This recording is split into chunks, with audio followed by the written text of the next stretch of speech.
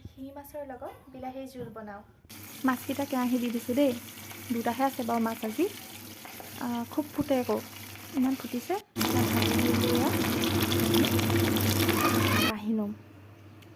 এনেকৈ টেঙা মাছৰ জোলকণ খাই ভালেই লাগে বাৰু। ইয়াতে এতিয়া পাঁচফোৰণ দি দিম। পাঁচফোৰণৰ গোন্ধটো যে সঁচাকৈ বহুত ভাল লাগে দেই মাছৰ জোলত। আৰু ইয়াতে পিঁয়াজ দি দিম আৰু জলকীয়াও দি দিম দুটা, হালধি অকণো দিয়ে দিম আৰু লগতে। তাৰপাছত ইয়াতে মই বিলাহীখিনিও দি দিম। অলৰেডি তেল গৰম হৈছে যে গোটেইখিনি মানে ধুনীয়াকৈ ভাজি ল'ম। ভাজি হোৱাৰ পিছত বিলাহীখিনি যেতিয়া সিজি যাব, তাতে আমি গৰম পানী ঢালি দিম। এয়া বিলাহীখিনি ধুনীয়াকৈ সিজিয়ে গ'ল। ইয়াতে এতিয়া মই পানী ঢালি দিম, গৰম পানী অলপ ঢালি দিলোঁ। তাৰপিছত আৰু কি, এইখিনি উতলিবলৈ দিম।